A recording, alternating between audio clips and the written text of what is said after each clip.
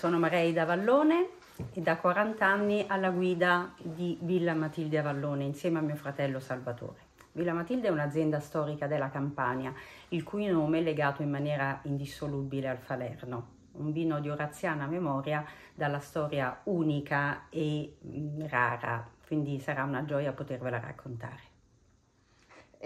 Qual è stata l'importanza di Villa Matilde nel riconoscimento di questo vino? Villa Matilde è stata l'artefice della rinascita del Falerno. Dicevo prima che il Falerno è una storia antica, è una storia unica.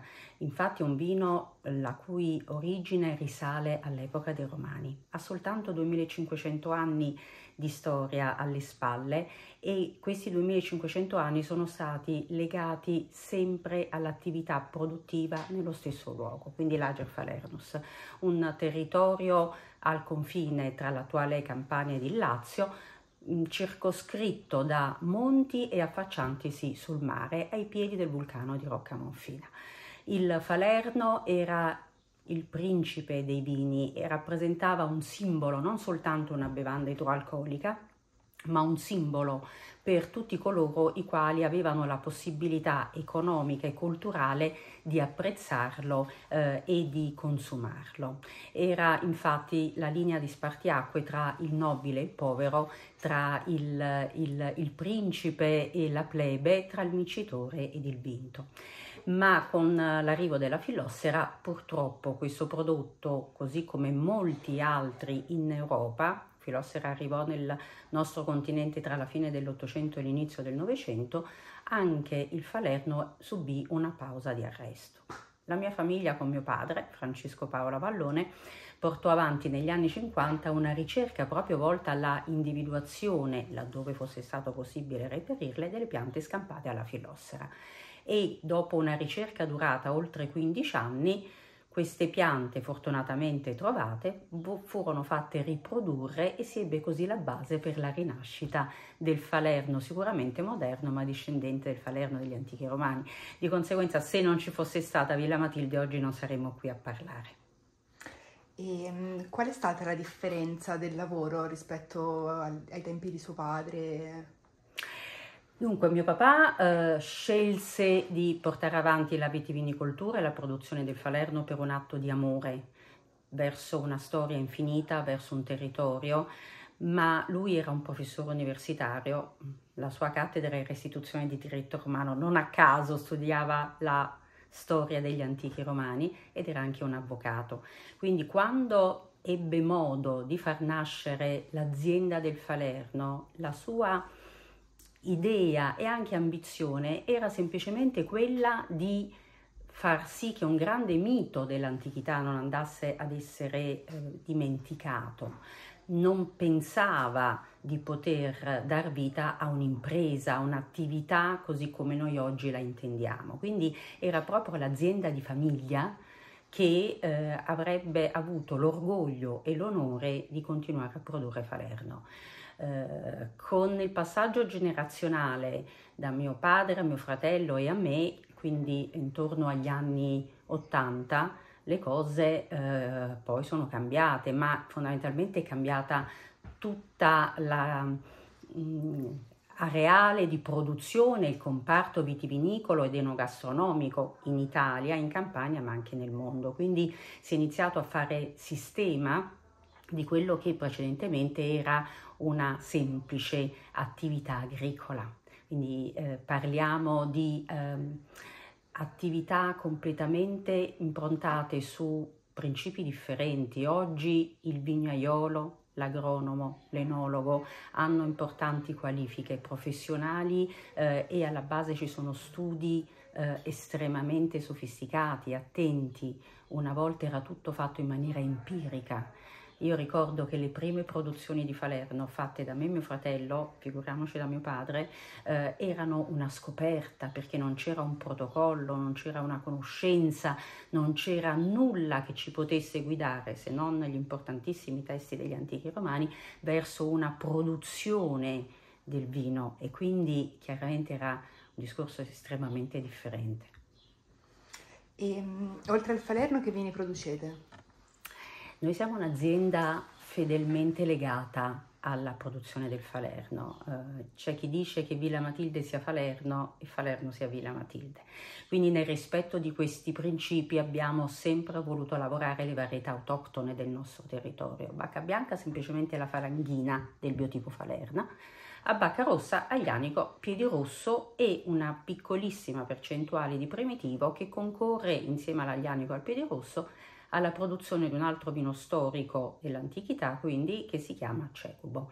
Non abbiamo per scelta nessun'altra tipologia di varietà alloctona o comunque non legata a questo strettissimo areale del quale stiamo parlando.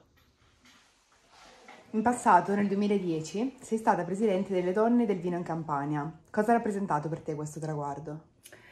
Beh, devo dire è stata una bellissima esperienza. Tra l'altro io sono stata insieme ad altre 2 donne produttrici e una ristoratrice, una delle socie fondatrici della delegazione campana delle Donne del Vino. Quindi ho visto nascere la delegazione, ho avuto la gioia di esserne alla guida per 6 anni, quindi è stato anche un percorso importante e lungo, e guidare la crescita della figura femminile nell'ambito del mondo del vino, della produzione e della commercializzazione in una maniera importante. Quindi mi ha arricchito tanto e credo di aver dato anche un valido contributo alla crescita femminile nel mondo del vino. Come è cambiato il ruolo della donna nella viticoltura di questa regione? È cambiato totalmente, così come devo dire è cambiata la figura femminile nel mondo del lavoro. Negli anni '80, quando io ho iniziato a lavorare a Villa Matilde, era difficile trovare una donna interessata in questa attività. All'epoca io ero molto giovane e sembrava mi consideravano essere una pazza nel voler perseguire un'attività così difficile e tendenzialmente maschile. Oggi, per fortuna, nel mondo vitivinicolo si vedono forse più donne che non uomini alla guida delle cantine, quindi è un settore che fortemente si sta colorando di rosa. Io dico sempre che per poter ottenere migliori risultati bisogna rispettare entrambi i sessi ed è soltanto nel confronto tra uomo e donna che si riescono a ottenere migliori risultati. Quindi non mi piace dire noi donne siamo migliori rispetto agli uomini, ma certamente possiamo dare, e lo stiamo dimostrando, un validissimo contributo per la crescita di un importante settore quale quello vitivinicolo. Si sente tanto parlare di cambiamenti climatici e impatti dell'agricoltura sul riscaldamento globale. Come stai affrontando questo tema? La problematica del global warming è sotto gli occhi di tutti. Devo dire che però nella zona del Falerno e quindi a Villa Matilde ci sono una serie di caratteristiche orografiche e pedoclimatiche estremamente particolari, tali da farci essere sicuramente attenti, ma anche assicurare una certa serenità produttiva. Quali sono queste caratteristiche? Di fatto noi ci troviamo in una sorta di teatro. Siamo circondati per 3 lati da monti. Abbiamo a sud i monti Massico, Ofelio e Petrino, a nord la catena montuosa degli Aurunci, a est il vulcano di Roccamonfina e su un versante ci affacciamo al mare, al Mar Tirreno. Questa posizione particolare di fatto crea un microclima estremamente interessante e soprattutto blocca l'arrivo di piogge o fattori climatici che potrebbero ledere la sana crescita dei grappoli. Questo da sempre. Quindi le piante che trovano allocazione oggi, ma che sono di fatto discendenti anche di quelle degli antichi romani, sono naturalmente abituate alla siccità. Sono naturalmente abituate a vivere in un sistema di stress idrico e lo hanno ormai assorbito e combattuto. Questo che cosa ci consente di fare? Ci consente di ottenere prodotti sani e prodotti, per quanto ottenuti in quantità molto più contenute rispetto al passato, di ottimo livello qualitativo. Ciò non significa che non si debba dare il proprio contributo per tentare di studiare soluzioni alternative in grado di prevedere quello che avverrà nel futuro, ad esempio in collaborazione con la Facoltà di Agraria di Milano e quindi con Attilio Scienza. Stiamo già da anni su un vigneto campione, stiamo effettuando delle prove per utilizzare dei portinnesti differenti e tali da capire quali potrebbero essere i migliori da utilizzare nel futuro, quindi tali da creare maggiore resistenza allo stress idrico delle piante. Da parte nostra noi nasciamo come azienda green. Villa Matilde di fatto è stata costituita nel 1965 e già negli anni 80 abbiamo dato vita a un progetto a impatto zero, proprio perché l'idea e la filosofia di mio padre, di mio fratello, mia e oggi della terza generazione che è presente in azienda, quindi di mia figlia che è enologa e di mio nipote che segue l'export. Ecco, oggi, ma come in passato, noi abbiamo sempre cercato di portare avanti una vitivinicoltura sostenibile nel rispetto del territorio per poterlo lasciare alle generazioni future. Quindi tutto quello che è stato fatto e che continua ad essere attuale a Villa Matilde è legato a una sostenibilità che cerchiamo anche di trasmettere ai nostri vicini di casa, quindi cercare di dare un forte contributo per una sana gestione della vite e una giusta attenzione a quello che purtroppo dovremo necessariamente subire. Si sa che in Italia e in tutto il vecchio continente europeo le temperature sono aumentate di 2 gradi ormai, no? 2 gradi centigradi e continueranno ad aumentare. Queste sono cose che purtroppo sono sotto gli occhi di tutti ed è giusto che vengano osservate, gestite e che non si metta la testa sottoterra senza pensarci, perché è un nostro bene, il bene più importante che noi abbiamo, quindi lo dobbiamo sicuramente gestire e preservare per quanto potremo fare. Come pensi possa evolvere l'enologia in futuro?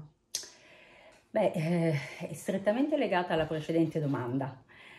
Chiaramente il global warming impone un cambiamento tecnico e un cambiamento della proposta dei vini. Se noi abbiamo una media di 20 gradi per 8 mesi l'anno, non potremo certo più proporre dei vini carichi, dei vini fortemente alcolici, difficili da apprezzare e da consumare. Nella stessa maniera in cui alcuni piatti non si consumano più, le cotture sono più brevi, si utilizzano meno grassi animali, ma più grassi vegetali. Quindi il cambiamento è importante e i vini, senza mai svilire la loro personalità, dovranno adeguarsi a queste esigenze. Il mondo è allineato alla immagine e alle abitudini produttive italiane? Perché ti dico questo? Una bottiglia da 600 grammi qui o da 1 chilo in Italia è considerata chic. Se io vado con una bottiglia da 1 chilo in molti paesi, adesso sta cambiando anche qui, ma comunque non me la prendono proprio in considerazione perché ritengono quella bottiglia inquinante inutilmente. Quello che deve parlare è il vino, non deve parlare la bottiglia. Per carità, noi per primi siamo attenti a migliorare la grafica, l'etichetta, ma fondamentalmente è il contenuto. Se io metto una bottiglia da 300 grammi o da 600, c'ho la differenza sicuramente, ma se io metto una bottiglia a paragone da 600 a 1,2 kg e ci sono persone che voi conoscete, cantine che voi conoscete che utilizzano queste bottiglie, io faccio solo male all'ambiente, perché ovviamente è un aumento di costi, è un aumento comunque a livello di produzione e di ovviamente trasporto, no? Perché portare un cartone che costa 600 grammi è una cosa, portare un cartone che ne costa 12 kg è un altro, eccetera, eccetera. Dal punto di vista qualitativo, questo cambiamento di peso delle bottiglie potrebbe cambiare la qualità del vino? Assolutamente no. È soltanto una questione estetica, è una scelta del produttore e in molti paesi del mondo, a cominciare dal nord Europa, ma anche in Estremo Oriente o negli Stati Uniti d'America, se io andassi a propormi con una bottiglia oltre un certo peso, non sarei presa in considerazione, perché è considerato lesivo per la società, per l'impatto ambientale e inutile. Riguardo l'impatto ambientale, oltre al cambiamento del peso della bottiglia, volete fare nuovi accorgimenti riguardo appunto il global warming? Sicuramente ne andremo a fare tanti altri, perché bisogna, ripeto, dare il proprio contributo. A Villa Matilde da sempre, quindi dagli anni '80, abbiamo iniziato a dar vita a un sistema operativo importante che possa tutelare l'ambiente. Tante piccole cose messe insieme che però poi ci consentono di ottenere dei risultati. Esempio tipico, usiamo soltanto macchine elettriche all'interno dell'azienda. Tutte le nostre cantine sono dipinte con delle pitture particolari, rifrangenti, che quindi impediscono l'arrivo di fonti di calore all'interno delle cantine stesse e quindi chiaramente la refrigerazione che è necessaria avere nelle cantine è inferiore, quindi ovviamente consumi energetici inferiori. Siamo un'azienda autoproduttiva, noi produciamo energia elettrica, abbiamo tutti i tetti delle nostre cantine con pannelli solari, quindi sono tanti piccoli accorgimenti che ovviamente spingono nella direzione della tutela dell'ambiente. Cos'è per te il Falerno? È la mia vita, è la storia della mia famiglia. Tutto nasce per un atto di amore di mio padre, lo abbiamo detto, verso questo territorio, verso la storia magica del Falerno. Lui, alla ricerca delle piante sopravvissute dalla filossera del Falerno, impiegò 15 anni di vita, lasciando la moglie Matilde a casa per poter inseguire il suo sogno. Mio fratello ed io, mia figlia e mio nipote, abbiamo deciso e scelto fortemente di dedicare interamente la nostra vita al Falerno e a Villa Matilde. Quindi è molto di più di un'attività, è il cuore che parla quando si racconta questo territorio, che veramente è stato un fiore all'occhiello per tanto tempo e che noi vogliamo assolutamente ritorni ad essere. Quando si parla di questo territorio, dicevo, si parla della mia vita, della mia famiglia.